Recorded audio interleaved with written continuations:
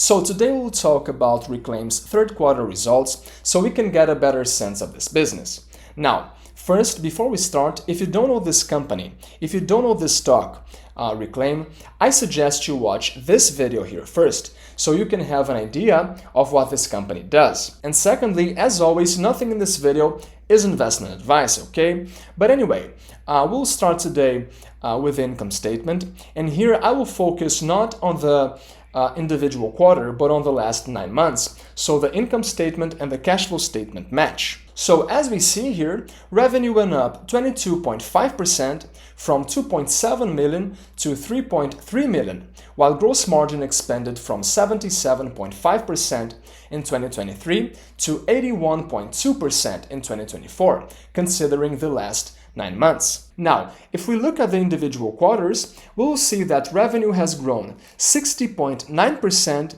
while gross margin went from 79.8% to 81.6%, which is a very high gross margin. And this image shows this growth clearly. Now, the last quarter of the year usually tends to be the strongest. And note that here, in the third quarter of 2024, we were already at the same levels of the fourth quarter of 2023. So that's why I expect the fourth quarter of 2024 to be quite stronger, especially considering that Reklaim is investing heavily in growth, as we will soon see. Besides, another very important thing to point out here related to Reklaim's revenue is that 90% of it is recurring. And why is recurring revenue something so positive? Because it means that your business doesn't need to start all over again to make money. Think about a TV store, for example. In order to make money, they always need to sell a new TV for a new client, which can be quite challenging. Now, you don't have this problem when you have recurring revenue, because every new client that arrives will continue to generate revenue.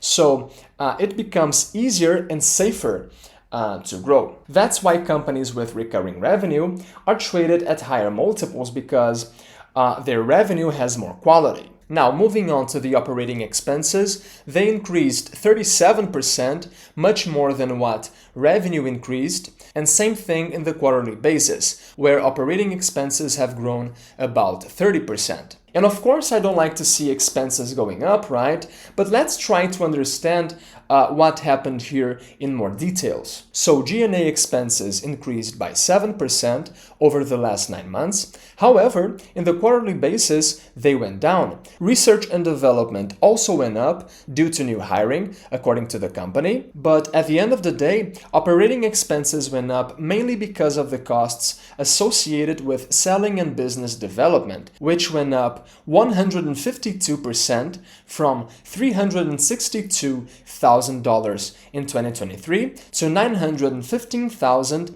in 2024. And as we see here, this increase was primarily driven by an increased investment in the sales team, with new hires and consultants added. On the other hand, the company expects the new sellers to contribute to increased sales volume in Q4 and, more importantly, in 2025, so the company can maintain its current growth rate. So that's why I said they are investing in growth. Besides, their costs with marketing increased too, which I expect will also lead to more growth. As we see here, the increase was primarily driven by investment in online marketing to drive brand awareness. Going down, as we see here, the last 9 months have been worse in terms of bottom line. At first glance, it actually appears much worse. After all, net income went from 633,000 Canadian to a net loss of 26,000. But here we need to pay attention to the fact that in 2023, we had a little boost,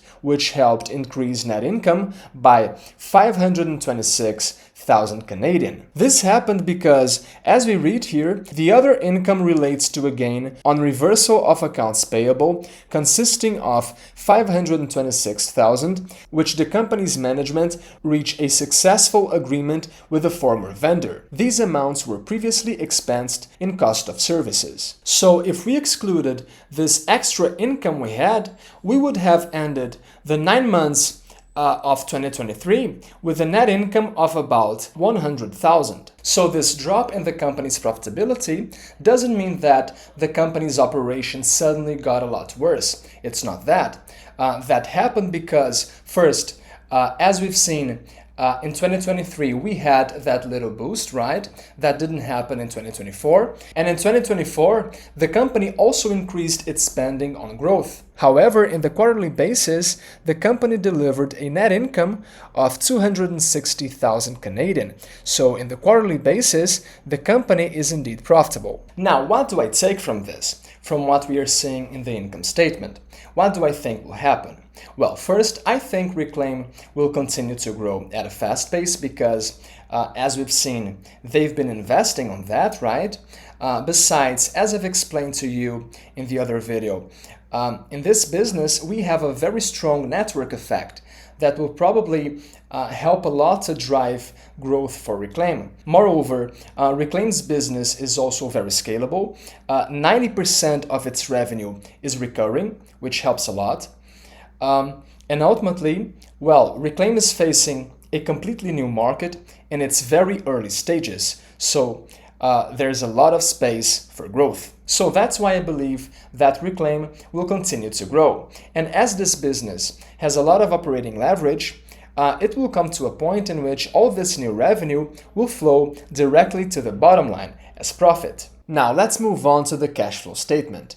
So as we see here, though Reklaim has shown a net loss over the last 9 months, the company delivered 260,000 in operating cash flow, which represents an operating cash flow margin of 7.1%. And the operating cash flow delivered in the last 9 months was like 10 times bigger than what we've seen in 2023. So what do I think will happen here?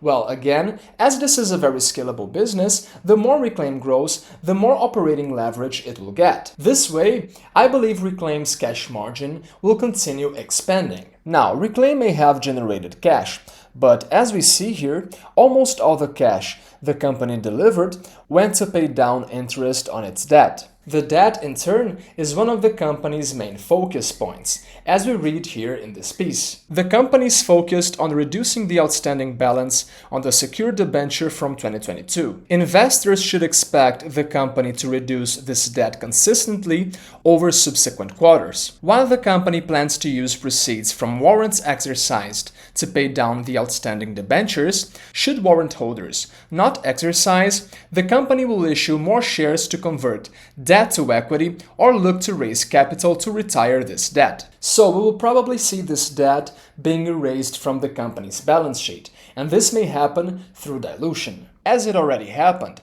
As we see here, Reklaim has been reducing its debt mostly through dilution. So don't complain, don't be surprised if you see this company diluting shareholders. Now, of course I don't like that, but you know who likes it even less? The CEO, who owns about 35% of the company. The last thing he wants is to dilute himself. So if he ends up doing that, I guess it may be for the best interest of his company. Now, talking about Reklaim's balance sheet, first they have about 400K in cash and cash equivalents and about 1 million in trade and other receivables. On the other hand, their current debt stands at 900,000, and from what I've understood, this is what they're trying to get rid of. But once the company deals with its current debt, the non-current part of it is pretty small. Actually, Reklaim almost doesn't have any non-current liability. So once they deal with their short-term debt, they will have a pretty clean balance sheet. So in summary, here we have a quite unique company with a very interesting proposal, with a market cap of 15 million Canadian, presenting very strong growth, that is already profitable, though not consistently profitable, and that is already generating cash. Yes, it's true that their balance sheet has debt and that we may see more dilution, but in the long term, even with the dilution happening, I think the prospects are good. Still, Reklaim is down 90% since its historical peak, currently trading at less than 3 times revenue. And well, that's why I decided to buy it, because the way I see it, Reklaim may become an excellent company, and Reklaim is also trading for a very cheap price today. Anyway, that's it for today. Again, nothing in this video is investment advice, okay? And see you next time.